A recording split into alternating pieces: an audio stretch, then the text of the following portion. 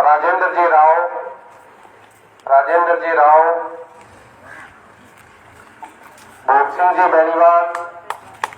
भोग सिंह जी बेनीवाल, नथुराम जी सारण, ज्ञानीराम जी बेनीवाल और दयाराम जी वर्मा। आप लोग ताली बजा करके जोरदार स्वागत करें। आपके गांव द्वारा राजेंद्र जी को जो मान सम्मान दिया गया है, उनके लिए आपका बहुत बहुत धन्यवाद। रामानंद जी वर्मा, उनसे भी निवेदन है कि वो राजेंद्र जी का माल्यार्पण कर स्वागत करें। बहुत बहुत धन्यवाद आप सभी लोगों का।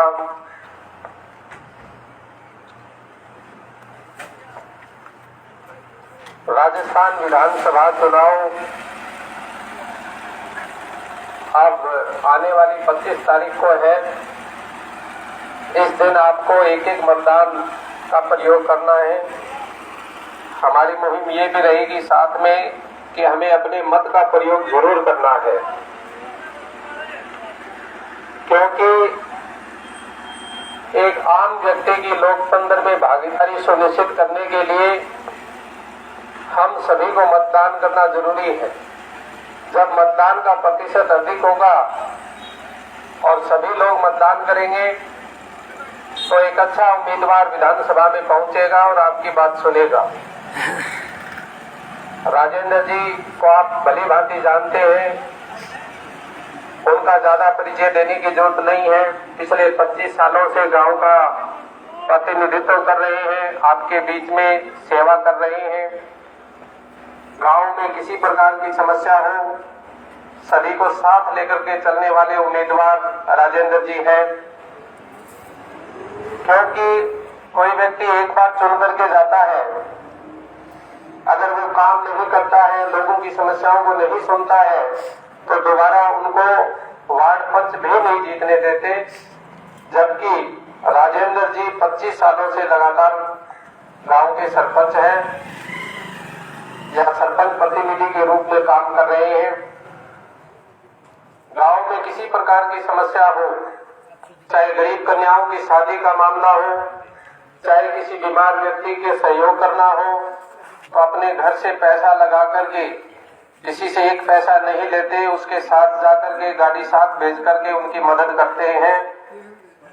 इसके अलावा बच्चों की पढ़ाई से संबंधित हो, इनके गांव का राजकीय स्कूल भी अच्छी प्रगति पर है। हर साल बच्चे मेरिट में आते हैं और हर साल इनके गांव में प्रतिभा सम्मान समारोह होता है, जिसमें बहुत से बच्चे जो है आगे निकलते हैं। इसलिए एक अच्छे उम्मीदवार होने के नाते आपका दायित्व बनता है कि जिस प्रकार बयानी गांव के लोगों ने इनको मौका दिया, अब इनको विधानसभा में भी अपनी बात रखने और आपकी समस्याओं को रखने के लिए मौका देना चाहिए, ताकि आपकी सारी समस्याओं का हल हो सके।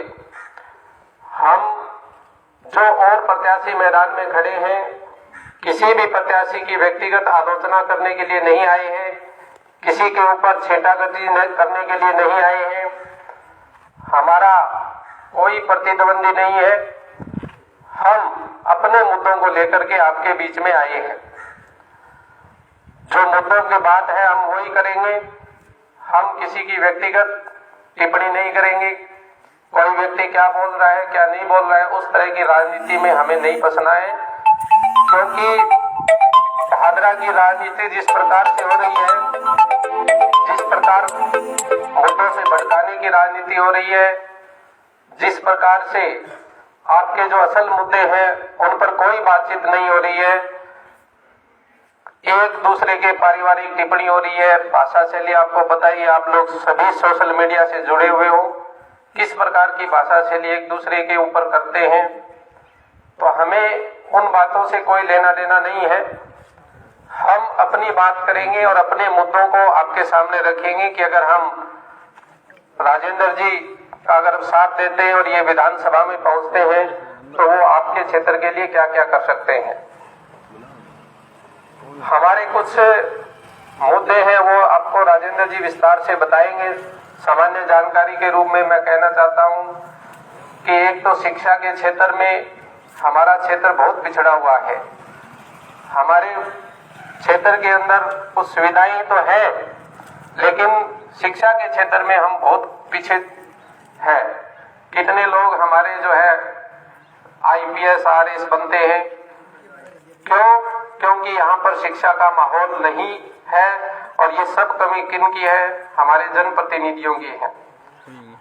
सीकर, तारानगर जैसे जो शहर हैं जहाँ पर कोई ज्यादा सुविधाएं नहीं है, लेकिन वो क्षेत्र बहुत आगे है, उनके हर घर में एक एक सरकारी नौकरी है, क्योंकि वहां पर शिक्षा का स्वरूप बदल चुका है।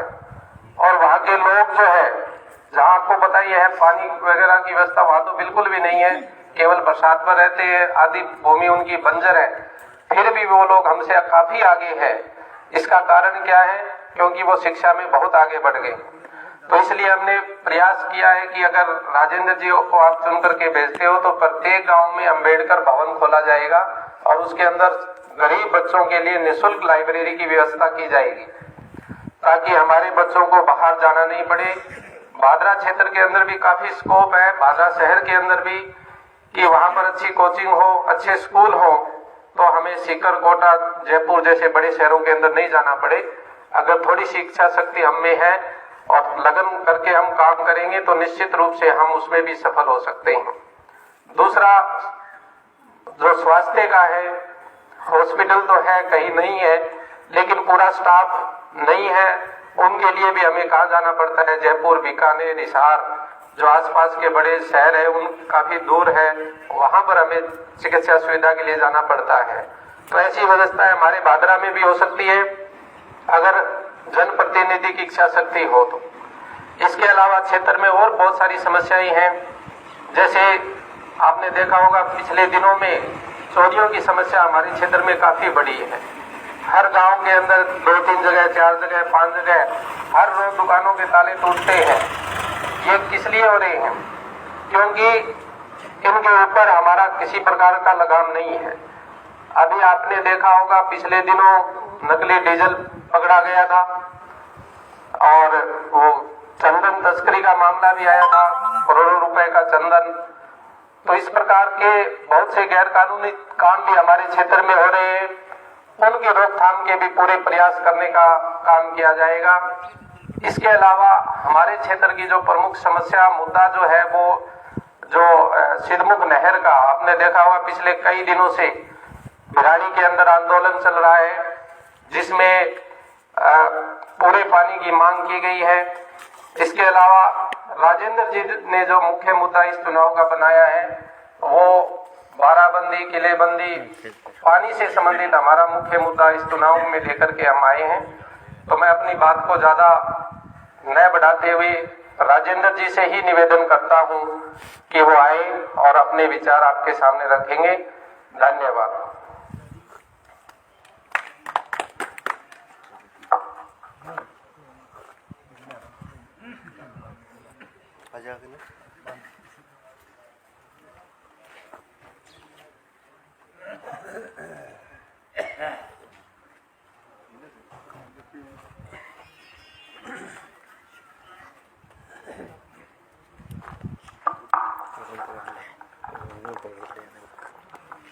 मेरे बुजुर्गों, युवाओं और जहां भी मेरी आवाज सुने माता और बहनों, आपने डोभी गांव में आने पर मेरा मान सम्मान किया। मैं तहे दिल से उनका धन्यवाद, सबका धन्यवाद करता हूं। आपको पता ही है, लगातार भिराड़ी गांव में 25 साल से लगातार मैं खुद बड़ा, मेरे पिताजी बड़े, मेरी माँ और अब मेरा बेटा सरपंच है। मैं हमेशा एक ही बात का ध्यान रखता हूं कि जीत जो बीच की जो पंचायती है, 2-4 गांव के अंदर अपने बना देते हैं, ये फाइनल फैसला करेंगे। मैं उस फाइनल फैसले के खिलाफ रहता हूं हमेशा, क्योंकि जिस आदमी का तो काम पड़ता है, मैं उसका 10 साल का बच्चा हो, भले 50 साल का हो, भले 70 साल का बुजुर्ग हो, वो काम लेके आता है तो मैं मेरा काम मान के उसका काम करता हूं। छत्तीस बिरादरी में कोई हो, एक किसान होता है, वो गरीब आदमी होता है, वो मेरे पास आते हैं, काम के लिए आते हैं, तो मैं मेरा खुद का काम उसको मानते हुए, श्री गणेश मानते हुए उनका काम करता हूं। कहीं भी किसी कोने में काम करवाना हो, मैं खुद जाता हूं और उसका तहे दिल से करता हूं। प्रयास करते हैं, होना नहीं होना उसकी किस्मत होती है। अपने नहर में मेरा मुख्य मैं जब सरपंच बना, एक हमारे आप बिहारी की भी समस्या है और आपकी डोबी की भी समस्या है। जो रकबा राज जमीन पड़ी है, मैं जब सरपंच बना, जब से 1955 से अपने काज कर रहे हैं जमीन को, और जिसकी खातेदारी नहीं मिल रही। आज तक जो भी जनप्रतिनिधि चुना है, उसने इस मुद्दे को आज तक नहीं उठाया, क्योंकि जब चुनाव आता है 1 महीने हम याद रखते हैं, उसके बाद ये भूल जाते हैं। पानी की समस्या, आप कहते हो पीने का भी पानी नहीं है। हमारे डोबी माइनर में, हमारे बिहारी माइनर में भी यही समस्या है। 5 साल में एक भी पानी, एक दिन भी पानी नहीं लगा, पानी गया भी नहीं। अपने पास 400 क्यूसेक पानी है आज भी। जो हरियाणा में भयंकर चोरी हो रही है, जब भी अपना आज तक जो भी जनप्रतिनिधि चुना है, उसने कोई ध्यान नहीं दिया और नहीं भी देते उस पे। हमने प्रयास जयपुर तक किया इस मुद्दे पे। उन्होंने कहा ये लड़ाई, आपकी लड़ाई खुद को ही लड़नी पड़ेगी। तो हम 4 मुद्दे लेके आपके बीच में आए हैं। एक 12 बंदी नहर की हो, एक किलाबंदी हो, एक गैर खातेदारी जमीन की खातेदारी मिले, और एक रकबा जो 100 साल की जमीन है उसकी खातेदारी किसान को निःशुल्क दी जाए। क्योंकि 1955 से पहले अपने काज करते आ रहे हैं, उनका कब्जा है, काज करते आ रहे हैं, उसकी खातेदारी निःशुल्क है। हम इस मुद्दे पर ही बात कहते हैं। 12 बंदी में नहीं कराएंगे, अपने जो हरियाणा की चोरी जब नहीं रोकेंगे तो अपनी 12 बंदी पीने की पानी की आज भी टैंकरों से ले रहे होंगे। आप शेरडा गांव में गया था, मेरिया गांव में क्या करोड़ों के टैंकर लगे, हर किसान 500 का पानी डलवाता है, 400 का टैंकर डालता है। वही भी आपके गांव की समस्या है। हमारे, मैं तो वहां मेरिया की बात कर रहा हूं, आपके हजार में आता होगा। जब चुनाव आते हैं तो सब यहां नहर भरी भेज देते हैं, और जब चुनाव का रिजल्ट आ जाता है उसके बाद उस नहर की याद नहीं आती। फिर अपने को पिछाड़ने के लिए बंद कर देते हैं, तो कौन है, किस कहां से है, और आया है काम के लिए आया है, सारे आदमी को लेके आओगा, वो ये कहेगा उसने वोट ही कौन दिया तो काम गए हो। हम वो पंचायती बंद कर देंगे। आपको मैं ये वादा से कहता हूं, यदि आप विधानसभा में चुन के भेजते हो, 10 साल का बच्चा भेजोगे तो ही काम होगा, 50 साल का जाएगा तो वही काम होगा, 80 साल का बुजुर्ग जाएगा तो वही काम होगा। आप एक बार सेवा का मौका दीजिए। ये कहते हैं अपने रकबा राज जमीन की कोई भी नहीं उठाता, मैं कहता हूं खातेदारी हम करवाएंगे, हम उसका प्रयास करेंगे, गैर खातेदारी का प्रयास करेंगे। सड़क तो आने वाला कोई भी सरपंच बना देगा या कोई भी एमएलए कोटा बढ़ेगा, उससे बन जाएगी। हमारी मूल समस्या है, उस पर कोई नहीं कहते। आपस में आरोप लगाते हैं, क्या उसने ये किया, क्या ने 1960 में मेरी जमीन खरीदी, वो कह मैं थारी जमीन खरीदी, वो कह थारी भैंस खरीदी। तो उन्हें जमीन में भैंस कौन खरीदनी कहेंगे? अपन किसान की बात करनी है, किसान का बेटा, आप उसी पे लड़ाई लड़िए। मैं इस डिपार्टमेंट में 30 साल से काम कर रहा हूं, बारीकी से देखा है पानी क्यों नहीं आ रहा, पानी होते ही क्यों नहीं मिल रहा। पानी जब मैं ये कह रहा हूं जीरो से इन्होंने हरियाणा में जो पाइपलाइन जा रही है उन पे आज तक किसी भी जनप्रतिनिधि ने कोई कार्रवाई की है, तो आप भी है, यही है, हम भी है। क्यों चुनाव होते हैं तब तक कहते हैं तो हरियाणा में पानी की चोरी हो रही है, ये कहते हैं पीछे हरियाणा पानी नहीं दे रहा, तो आपको पानी क्यों, आप चौधरी वाले टिब्बे है, आज उसमें चमन हो रहा है, आप जाके देख लो, आप झूठ बोलते हैं नहीं। तो हम आपके बीच में ये लड़ाई लड़ने के लिए आए हैं। बिहारी 25 साल से मौका दे रही है, आप एक बार मौका देके देखिए, आपको दोबारा विधानसभा में वोट दोबारा चेंज करने की जरूरत नहीं पड़ेगी, किसको देंगे किसको नहीं देंगे। आप पूरे धरातल पर काम करेंगे, आम आदमी का काम करेंगे, और जो आम आदमी वो है, आप किसान का बेटा है, उसका आज केसीसी है और फसल नहीं है, उसके खाने के लिए दाना नहीं है, वो कहां से भरेगा, कहां अपने बच्चों की शादी करेगा। ये चुनाव आते हैं तो ये अपने बात करते हैं, उसके बाद में कोई बात नहीं करता। मैं इसको आपको विश्वास देता हूं इस बात का कि हम आपका धरातल पर काम नहीं करेंगे तो काट की हांडी एक बार चढ़ती है, दोबारा नहीं चढ़ती। हमारे बिहारी के अंदर हमने सड़कें कम बनी होगी और कई काम कहते हैं विकास तो हो रहे हैं, वो थोड़ा था। बाकी अब ये कहते हैं शिक्षा सतह पे, मैं इनको पूछता हूं कि भी आपने इंग्लिश मीडियम स्कूल खोले, उसमें हमारे बच्चे पढ़ रहे हैं, स्टाफ नहीं है, ऐसे तो हम हमारे बच्चे को घर ही बिठा लेते। वो स्कूल में सीखेंगे नहीं, स्टाफ घर क्या करेगा। हॉस्पिटल खोल दिए, कहते हैं चिकित्सालय, पशु चिकित्सालय खोल दिए। आपने, मैं कह रहा हूं 4.5 साल तक आपकी तो बात, मेरे बिहारी में 4.5 से डॉक्टर की पोस्टिंग नहीं है। आप किसको दिखाओगे खोलने से क्या हुआ उस बिल्डिंग से?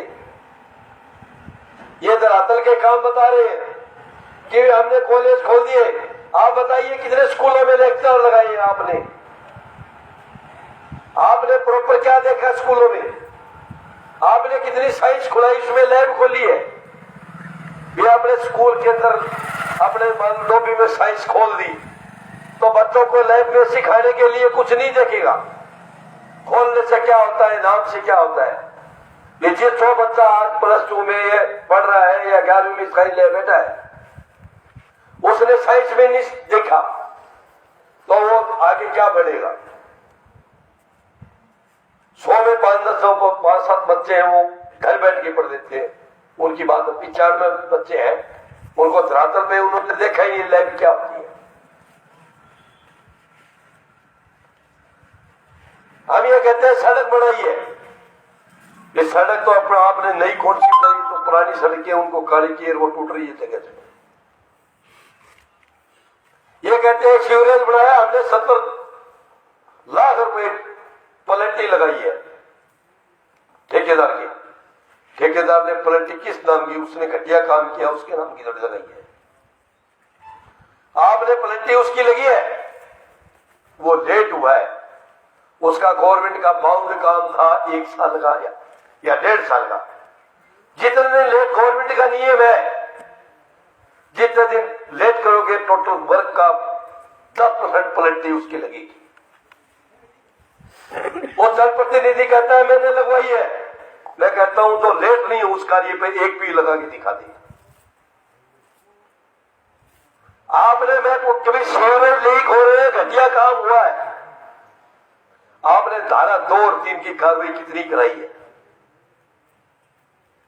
वो आपके बीच में मैं कहता हूं नियम के तहत आइए, कार्रवाई की है। जगह जगह सीवरेज लीकेज हुए तो पाइप छोटे की है, आपने उसके लिए आपने काम रोके, आपने सरकार से क्या करवाया कि धरातल पे काम सही नहीं हो रहा है, पाइप छोटी है, इसके लिए टेक्निकल आपने क्या काम किया? मैं ये कह रहा हूं ये पानी इधर जा रहा है, आप इधर ठेकेदार भेज रहा है पानी को, तो वो गलत करेगा तो उसमें कार्रवाई होगी। और पानी सड़क बन रही है, इंटरलॉक लग रहा है, स्ट्रेंथ सही आ रही है, उसके क्या करोगे? जांच कराओगे, जांच में उसकी स्ट्रेंथ सही है। ये एक जनता में कहने की बात है, हमने ये करवा दिया। मैं कहता हूं आप किसान के बेटे थे,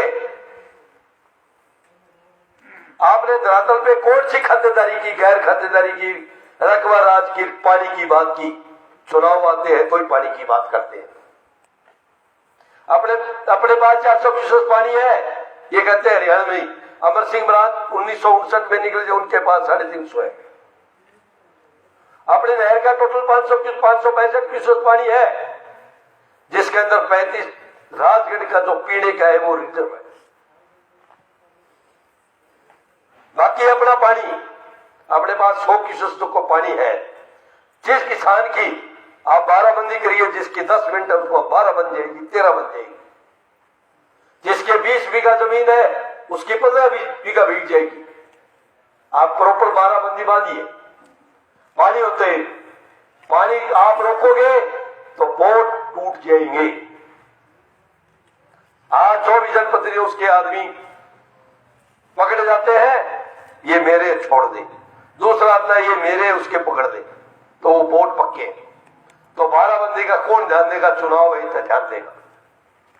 मैं आपसे इस बात का वादा करता हूं, हम तेरी मेरी नहीं करेंगे। हम 12 बंदी 1 साल के अंदर आपने विधानसभा में भेज दिया। मैं आपके विश्वास के साथ कहता हूं कि भी आपकी 1 साल के अंदर 12 बंदी बनवाएंगे। हर कोई कीमत पर हम नहीं छोड़ेंगे। पानी है जो हरियाणा में जो जा रहा है पानी, हमको एक धड़ल्ले में बंद करेंगे। डिपार्टमेंट को कहेंगे कोई भी किसी की छूट नहीं है। मेरा कोई घर का सदस्य भी कोई है, मैं दूसरे पर क्यों कहूं? मेरी कहूंगा ये हरियाणा में मेरा कोई निजी है, उसके भी पानी जाता है, उसका पहले कार्रवाई करो। हम वो कार्रवाई करेंगे, पानी मिलेगा अपना।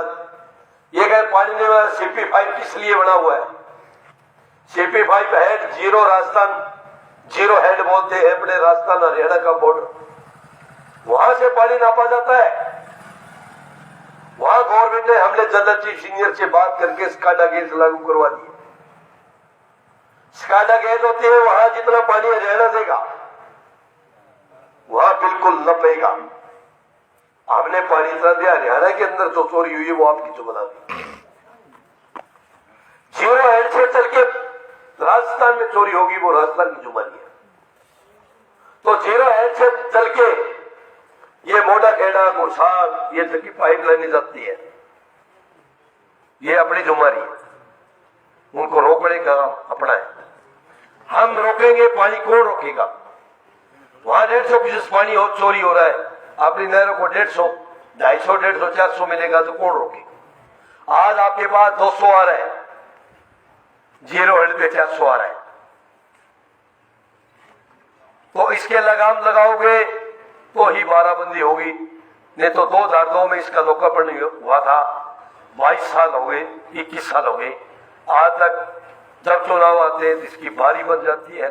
आपका माइनर भी फुल चलता है, सब चलता है, और उसके बाद में सब बंद हो जाते हैं। पीने वाले भी तरसते हैं। हम इस काम के लिए आए, 25 साल से बिरानी की सेवा कर रहे हैं। हम आपके बीच में ये किसान की सेवा करने के लिए आए। तो आने वाले 25 नवंबर को आप मत का प्रयोग सोच समझ के कीजिए और अपील करने आइए कि हमारे इस मुद्दे की लड़ाई लड़ने के लिए है, और इसको आप सत्तारूढ़ रूप से ध्यान रखोगे। धन्यवाद। जय भारत।